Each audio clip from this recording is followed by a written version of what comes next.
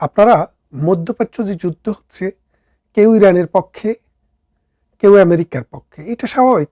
পৃথিবীর সব যুদ্ধেই পক্ষ বিপক্ষ থাকে। কিন্তু এই যুদ্ধে Iraq, Iran, Bahrain, Kuwait, Qatar, Saudi Arab, Oman, Dubai, America, Israel, Palestine এইসব কিছু ছাড়িয়ে এটার ইম্প্যাক্টটা বাংলাদেশ, পাকিস্তান, ভারত, নেপাল, ভুটান এদের উপরে কীরকমভাবে পড়বে সে বিষয়টা একটু ভেবে দেখা দরকার। আপনারা জানেন যে বাংলাদেশ থেকে যেই পরিমাণ শ্রমিক মধ্যপ্রাচ্যে কাজ করে, বিশেষ করে সৌদি আরব, কাতার, কুয়েত, সংযুক্ত আরব আমিরাত, ওমান, এই অঞ্চলে যেই পরিমাণ লোক আমাদের বাংলাদেশ থেকে গিয়ে কাজ করে, বাংলাদেশ এবং পাকিস্তানের বিশেষ করে, বাংলাদেশের বৈধ শ্রমিকের সংখ্যা মিডল ইস্টে 6 মিলিয়ন, অর্থাৎ 60 লক্ষ। যদি আপনি অবৈধ যারা আছে তাদের সহ হিসাব করেন, প্রায় 7 মিলিয়ন, 70 লক্ষ মানুষ এই মিডল ইস্টে কাজ করে।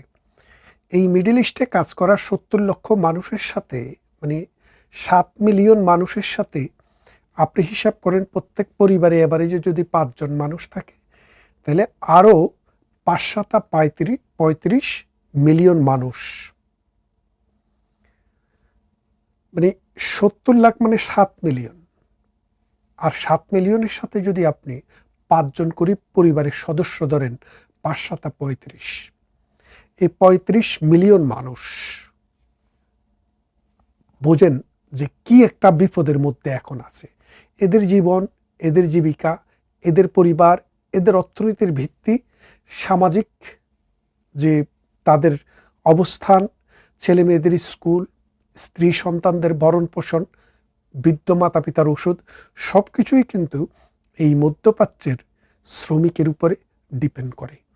কোনো শ্রমিক 10 বছর, 20 বছর, 25 বছর, আমি সৌদি আরবে এবং কাতারে, দুবাইতে 30 বছর থেকে কাজ করে, 35 বছর থেকে কাজ করে, এইরকম লোকও দেখেছি। এখন যদিও বাংলাদেশ তাদের ঘরবাড়ি, কিন্তু সত্যিকার অর্থে তাদের আসল ঘরবাড়ি কিন্তু দুবাই, সৌদি আরব, বাহরাইন, কুয়েত, কাতার, এই যে অঞ্চলের মানুষ, এদের জীবন এবং জীবিকা এই মধ্যপ্রাচ্যের শান্তি, স্থিতিশীলতা, অর্থনীতি এবং কর্ম উপযোগী থাকার উপরে ডিপেন্ড করে। আমারও পরিবারের ছোট ভাই, ভাগিনা, ভগ্নিপতি, প্রতিবেশী, কাজিন, এরকম অসংখ্য মানুষ এই মিডল ইস্টে বিভিন্ন দেশে কর্মরত আছেন। এখন বাংলাদেশের অর্থনীতি যে রেমিটেন্সটা আসে, এই রেমিটেন্সের মূল ভিত্তি হচ্ছে মধ্যপ্রাচ্যের শ্রমিক। আমাদের বাংলাদেশ থেকে আমেরিকাতে, ইউরোপে, অস্ট্রেলিয়াতে, কানাডাতেও একটা বিশাল জনগোষ্ঠী আছে, কিন্তু থাকলেও এদের কাছ থেকে যে রেমিটেন্স যায় সেটা মধ্যপ্রাচ্যের চাইতে কম। কেন কম বলি আপনাকে, ব্রিটেনে যারা থাকে একটা সার্টেন সময়, কেউ যদি 5 বছর কর্ম বিষয় থাকে বৈধভাবে, তারা ব্রিটিশ এখানে সেটেল হয়ে যায়, তারপরে ব্রিটিশ হয়। কেউ যদি ছাত্র এসেও 10 বছর বৈধভাবে থাকে, তারা এখানে সেটেল হয়। যারা বিয়ে করে আসে তারা এখানে সেটেল হয়, যার কারণে তাদের সন্তানরা এখানে থাকে, তাদের পরিবার এখানে থাকে, তাদের জীবনটা এখানেই, এখানেই ঘর বাড়ি, এখানেই ব্যবসা বাণিজ্য। যার কারণে বাংলাদেশে শুধু আত্মীয় স্বজন, বন্ধুবান্ধবের জন্য অনুদান ছাড়া তাদেরকে বাংলাদেশে টাকা পাঠাতে হয় না। কিন্তু মধ্যপ্রাচ্যের যে শ্রমিক কাজ করে, যে কর্মজীবী মানুষ কাজ করে, যে ব্যবসায়ী ব্যবসা করে, তার সমস্ত টাকা বাংলাদেশে চলে যায় তাদের নিজেদের খাওয়া পড়ার পর। তাহলে বাংলাদেশের বৈদেশিক যে মুদ্রা অর্জন, যেটা শ্রমের মাধ্যমে, সেটার মূল ভিত্তিটাই হচ্ছে এই মধ্যপ্রাচ্য। আপনারা দেখেছেন ইরান ইরাকের যুদ্ধ যখন লাগে, বাংলাদেশের লক্ষ লক্ষ শ্রমিক কুয়েত থেকে, ইরাক থেকে, ইরান থেকে, সৌদি আরব থেকে, বিভিন্ন দেশ থেকে ফিরে এসছে। তো ফিরে আসার পরে দেশের অর্থনীতিতে একটা চাপ পড়েছিল। এখন যেটা হচ্ছে, এবারে একটি বা দুইটি রাষ্ট্র নয়, মধ্যপ্রাচ্যে আপনি এই প্রান্ত থেকে ওই প্রান্ত, আপনি যদি এই দিক দিয়ে সুয়েজ খাল আর ওই দিক দিয়ে পার্সিয়ান গালফ, এর মাঝখানে যে আরাবিয়ান পেনিনসুলা, এই টোটাল জায়গাটাতে এখন যুদ্ধ চলছে।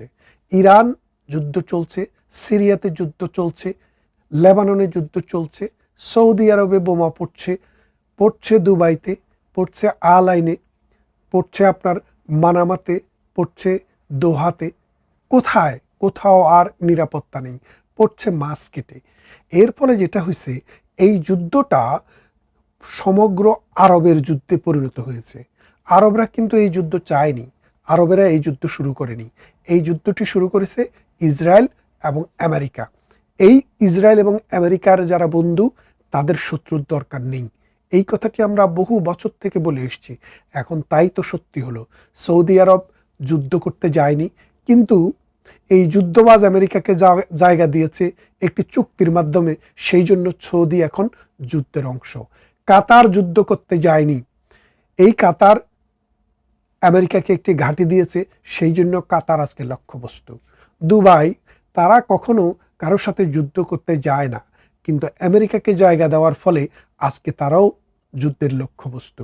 আপনারা জানেন, গালফের এই ওমান রাষ্ট্রটি, এটি কিন্তু মধ্যপ্রাচ্য সহ পৃথিবীর নানান দেশে সুলতান কাবুস যখন এই দেশের বাদশা ছিল, দীর্ঘদিন থেকে তারা নেগোসিয়েশনের কাজ করতেন, যেমনটা একসময় সুইজারল্যান্ড করত বা এখনও করে। সেই সুইজারল্যান্ডের মতো মধ্যপ্রাচ্যের সুইজারল্যান্ড ছিল এই ওমান।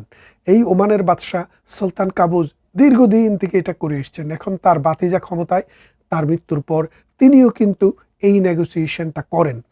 তার দেশেও আজকে বোমার আঘাতে জর্জরিত। তারপরে প্যালেস্টাইন, ইসরায়েলি তো পড়ছেই, কারণ ইসরায়েল তো সরাসরি যুদ্ধে আছে। কিন্তু আমেরিকা সেই 7 সমুদ্র 13 নদীর পারে, আটলান্টিকের ওপারে বোমা মারার ক্ষমতা ইরানের নেই। এমন কোনো প্রযুক্তি দিয়ে আমেরিকাতে বোমা ফেলবে, সেটা ইরানের নেই। যার কারণে যুদ্ধটা বাজিয়েছে আমেরিকা, কিন্তু এই কনসিকুয়েন্সটা ভোগ করছে মধ্যপ্রাচ্য। আর এই মধ্যপ্রাচ্যের শ্রমজীবী মানুষরা যেহেতু বাংলাদেশ, পাকিস্তান, ভারত থেকে এসছে, বিশেষ করে বাংলাদেশের কথা বলি, বাংলাদেশের অর্থনীতিতে কৃষি এবং আমাদের গার্মেন্টস ম্যানুফ্যাকচারিং আর শ্রমিকের আয়, এই তিনটেই হচ্ছে আমাদের ফান্ডামেন্টাল স্ট্রাকচার।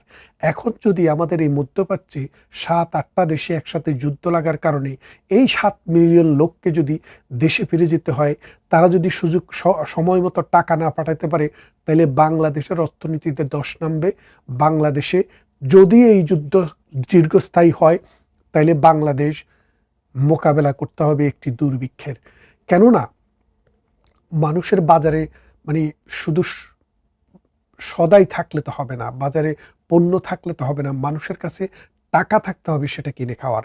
কারণ বাংলাদেশের অর্থনীতি গত 18 মাস ধরে ডক্টর ইউনূসের অবৈধ সরকারের জাতাকলে এমনিতেই এটা বুকের মধ্যে মাটি লাগিয়ে গেছে।